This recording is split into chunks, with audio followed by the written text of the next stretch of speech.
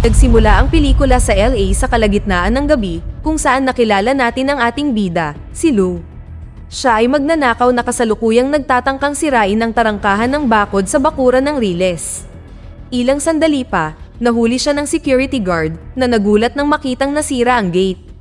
Gustong makita ng gwardya ang ID ni Lou, at ang huli ay nagsimulang sumunod habang iginigiit na siya ay inosente.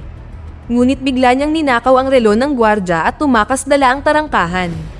Sa sumunod na eksena, dumating si Lou sa junk shop at ibinenta ang bakod na ninakaw niya. Tinanong niya ang may-ari kung maaari siyang magtrabaho doon dahil kailangan niya ng maayos na trabaho. Sinabi ni Lou na siya ay masipag at mabuting mag-aaral sa kanyang mga araw ng pag-aaral. Gayunpaman, sinabi ng may-ari na hindi siya kumukuha ng magnanakaw at pinaalis siya. Umuwi ang nabigong si Lou, at habang nasa daan, napansin niya ang aksidente sa ilang sasakyan ng pulis na nakaparada sa malapit. Naintriga, ipinarada niya ang sasakyan niya sa gilid ng kalsada at naglakad papunta sa pinangyarihan. Pagkatapos ay napansin niya ang dalawang cameraman na kinukunan ng aksidente. Matamang pinagmamasdan ni Lou habang binubuhat ng mga pulis ang nasugatang biktima palabas ng sasakyan. Nang matapos sila, nilapitan ni Lou ang isa sa mga cameraman, si Joe, at tinanong kung saang channel siya nagtatrabaho. Sumagot ang huli na ibebenta niya ang footage sa alinmang channel na may pinakamalaking ibabayad. Naintriga si Lou at sinubukang magtanong pa, ngunit nakatanggap ng tawag si Joe tungkol sa isa pang insidente at umalis. Sa pag-uwi, patuloy na iniisip ni Lou ang nakita niya kanina. Binuksan niya ang telebisyon at sinimulang tumingin sa iba't ibang channel. Nang madaling araw na, sa wakas ay nakita niya ang video ng aksidente sa isa sa mga channel ng balita. Kinabukasan, nagnakaw si Lou ng bisikleta at dinala ito sa pawn shop. Pagkatapos ay ipinagpalit niya ito sa camera at radio interceptor. Nang gabing iyon, nakaupo siya sa kanyang sasakyan at nakikinig sa radyo ng pulisya, umaasang may marinig na anumang malapit na insidente. Hindi nagtagal ay narinig niya ang tungkol sa isang insidente at agad na sumugod sa nasabing lokasyon. Pagdating niya, sinimulan niyang kunan ng video ang isang lalaki na inatake ng carnapper at malubhang nasugatan. Ngunit masyado siyang malapit sa eksena kaya napilitan ng mga pulis na paalisin ang lahat ng cameraman. Dahil dito, nagalit si Joe at pinagalitan siya sa pagkagambala sa kanyang trabaho. Nang maglaon, nagtungo si Lou sa news channel na tinatawag na KWA6 at nakipagkita sa direktor, si Nina. Habang pinapanood niya ang video, nabigla siya sa dami ng pagdanak ng dugo. Naniniwala siya na makakaakit ito ng mga manonood at nagpa siya na bilhin ito. Nang makipagnegosasyon sa presyo, humiling si Lou ng malaking halaga, ngunit inalok siya ni Nina ng 1/4 ng hiniling niya, na tinanggap niya. Pagkatapos ay nagtanong siya tungkol sa anumang trabaho o oportunidad sa internship na pwede sa kanya, ngunit tumanggi si Nina. Sa halip, pinayuhan siya nito na ipagpatuloy ang pagkuha ng naturang footage at dalhin ito sa kanya. Sinabi niya na ang pinakakapanapanabik na obserbahan na bagay ay kapag ang biktima ng pag-atake ay mayaman na puting tao. Nang maglaon, umuwi si Lou at nakita ang kanyang footage sa telebisyon na labis niyang ipinagmamalaki.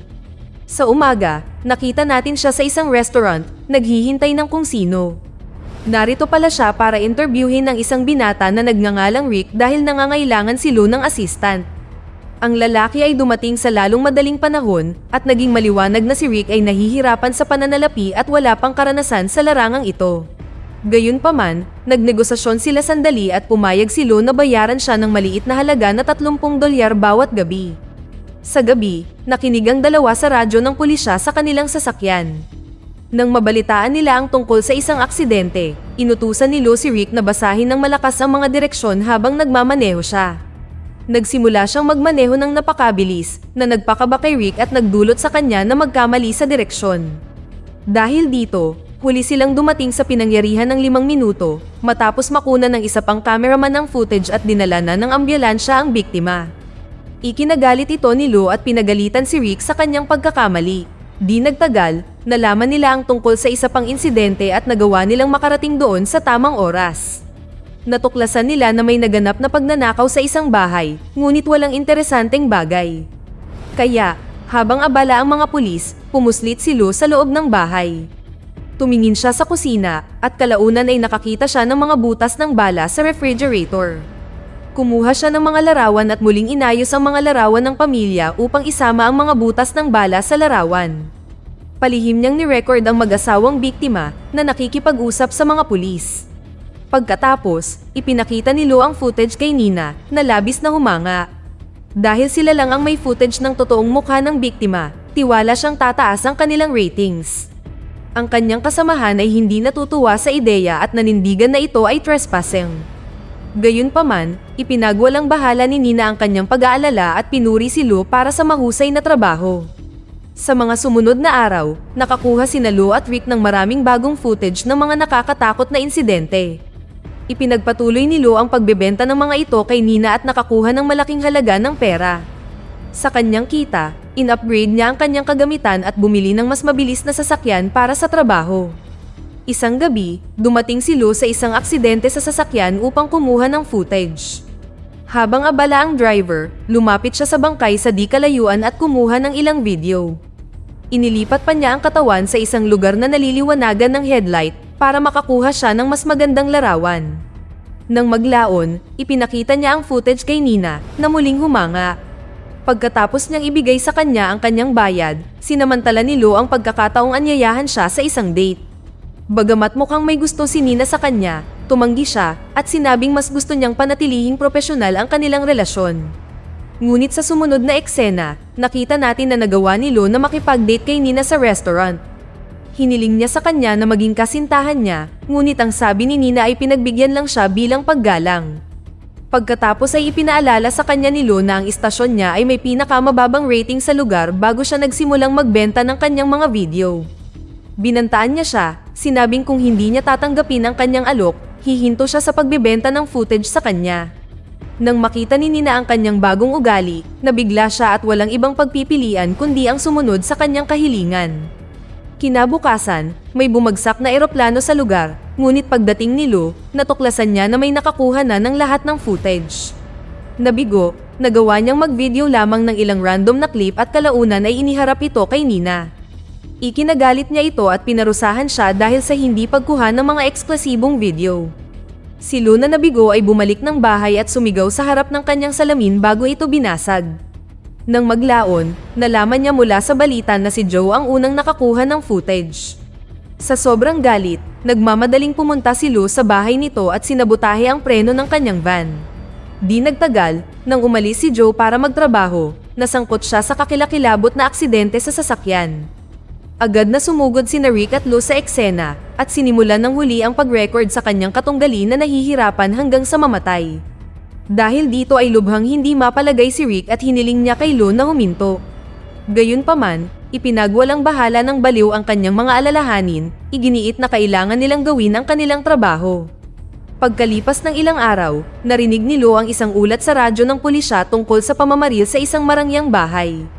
Nagmamadali siyang pumunta sa pinangyarihan bago dumating ang mga pulis at nakunan ang footage ng dalawang kriminal na tumatakas sakay ng kanilang sasakyan. Pagkatapos ay pumuslit si Lo sa loob ng bahay, kung saan maraming bangkay. Sinimulan niya ang pag-video ng mga ito mula sa iba't ibang mga anggulo na may pananabik. Kinuha rin ni Lo ang walang laman na kuna ng sanggol, umaasa na lilikha ito ng pagkabalisa sa mga manunood. Maya-maya pa, nadatnan niya ang isang biktima na buhay pa at kinakapos ng paghinga. Gayunpaman, sa halip na mag-alok ng tulong, nagpatuloy si Lo sa pag-video sa kanya. Maya-maya ay narinig niya ang tunog ng sirena ng pulis na papalapit, kaya mabilis siyang umalis palayo doon. Sa sumunod na eksena, binisita ni Lo ang istasyon ng TV at ipinakita kay Nina ang eksklusibong footage. Nagtalo ang ibang empleyado na ang pag-ere ng naturang footage ay hindi tama, ngunit tila wala siyang pakialam. Pagkatapos ay humiling si Lo ng malaking halaga ng pera, at nagsimula silang magnegosasyon ni Nina. Sa huli ay pumayag siyang bayaran siya ng napakalaking $15,000.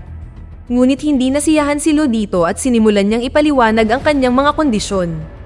Iginiit niya na hindi na siya muling makikipagnegosasyon at dapat niyang bayaran siya kung ano man ang hilingin niya. Gusto rin niya na ang pangalan ng kanyang kumpanya, na Video Production News, ay isama sa subtitle ng mga broadcast sa TV. Higit pa rito, hiniling niya na ipakilala siya ni Nina sa lahat ng kanyang mga empleyado at maging sa mga nakatataas. Nalilito si Nina sa mga sapilitan niyang utos, ngunit pumayag siya rito dahil ayaw niyang malagay sa panganib na bumaba ang kanyang ratings. Kinaumagahan, nanunood si Lo ng kanyang footage nang may kasiyahan nang may kumatok sa pinto. Lumalabas na may hinala ang mga detective sa pagkakasangkot niya sa insidente. Humiling sila ng kopya ng video na kinunan niya, at binigyan sila ni Lo ng inedit na bersyon na hindi kasama ang mga tumatakas na kriminal. Sinabi niya na nakita niya ang mga kriminal na umalis ngunit wala siyang footage.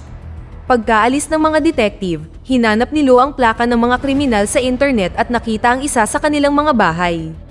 Sa gabi, dumating sila ni Rick sa lokasyon at ibinahagi ni Lo ang kanyang plano na magsagawa ng pag-aresto at kukunan ito. Natakot si Rick nang marinig ito at tumanggi na ilagay ang kanyang buhay sa panganib. Binanggit niya na binabayaran siya ni Lo ng $30 sa loob ng maraming buwan na sa tingin niya ay hindi patas. Pagkatapos ay humiling si Rick ng pagtaas na $75 bawat gabi at nagbanta na isusumbong siya sa pulisya. Nang walang ibang pagpipilian, at ubiling pumayag si Lo sa kanyang kondisyon. Ilang sandali pa, napansin nilang umaalis ng bahay ang mga kriminal at nagpas siyang sundan sila. Hindi nagtagal ay pumasok ang mga kriminal sa restaurant at sinamantala ni Lo ang pagkakataong makipag-ugnayan sa mga pulis. Iniulat niya na nakita niya ang 2 armadong sospek sa restaurant at ibinunyag na sila rin ang mga taong pumatay sa pamilya kagabi. Naghintay ang 2 sa labas, handang mag-record sa sandaling arestuhin ang mga kriminal. Pagkaraan ng ilang sandali, sa wakas ay dumating ang mga pulis na humantong sa shootout sa pagitan ng 2 partido. Sa kasamaang palad, 2 inosenteng tao ang napatay sa barilan. Ang isa sa mga kriminal ay napatay din, ngunit ang isa ay nakatakas sa kanyang sasakyan. Bumalik si Lo sa sasakyan at nagsimulang magmaneho, habang si Rick ay patuloy na kinukunan ng pelikula ang mga tumutugis na pulis. Makalipas ang ilang minuto, bumangga at tumaob ang sasakyan ng kriminal na nagpatigil sa paghahabulan. Pagkatapos ay ipinarada ni Lo ang kanyang sasakyan sa malapit at sinimulang kunan ang mga bangkay. Inanyayahan niya si Rick na sumama sa kanya sa labas na sinabing patay na ang kriminal. Masayang sumang-ayon si Rick at nagsimulang kunan ng video ang pinangyarihan ng aksidente. Ngunit makalipas ang ilang segundo, nagkatitigan sila ng kriminal na buhay pa at maayos. Agad niyang binaril si Rick ng 2 beses, dahilan para bumagsak ito sa lupa. Sinubukan ng kriminal na tumakas ngunit binaril siya ng mga pulis pagkaraan ng ilang sandali. Habang nasa bingit ng kamatayan si Rick, kinunan siya ng video ni Lo at malamig na sinabi na pinatay niya siya dahil sa kanyang pagbabanta. Naniniwala siya na ang kahilingan ni Rick para sa mas malaking sahod ay magpapatuloy sa paglipas ng panahon. Gayunpaman, ang kawawang lalaki ay tumugon na siya ay nagbibiro lamang at hindi na sana sinunod. Sa kalaunan ay sumuko siya sa kanyang pinsala, habang binavidyahan ni Lo ang malapitan ng kanyang mukha ng walang kaunting pagsisisi. Sa sumunod na eksena, ipinakita ni Lo ang footage kay Nina, na muling natuwa. Ang iba sa istasyon ng TV ay kinilabutan at sinabing sobra na ito, ngunit hindi sumang-ayon si Nina. Nang maglaon, habang naghahanda siyang i-broadcast ang footage, 2 pulis ang dumating at hiniling ang footage dahil ito ay ebidensya ng krimen. Ngunit tumanggi siyang ibigay ito, sinabing pag-aari niya ito. Nang maglaon, nang ipatawag ng detective si Lo, kusang loob siyang pumunta sa istasyon ng pulisya. Inakusahan siya ng pulis na nagtago ng impormasyon at hindi ibinunyag ang mga detalye tungkol sa mga kriminal noon. Nang tanungin kung bakit niya sila sinusundan, nagsinungaling si Lo na sinabing hinahabol siya ng sasakyan ng mga kriminal. Inakusahan siya ng detective na isang halimaw, binanggit kung paano niya pinatay ang kanyang assistant at kinunan ng sandali ng kanyang kamatayan. Ngumiti lang si Lo at sumagot na trabaho niya iyon. Bagamat batid ng pulis na nagsisinungaling siya, wala siyang sapat na ebidensya para kasuhan siya, kaya kalaunan ay pinalaya siya.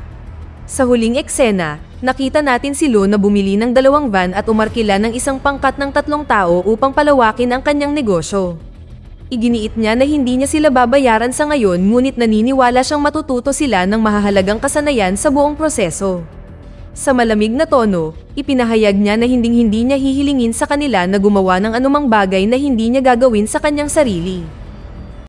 Dito na nagtatapos ang kwento. Sana ay nagustuhan nyo. Mag-subscribe na kung hindi ka pa nakasubscribe. Pindutin na rin ang notification bell at like button upang matulungan ang channel, and leave a comment down below. And as always, thank you for watching.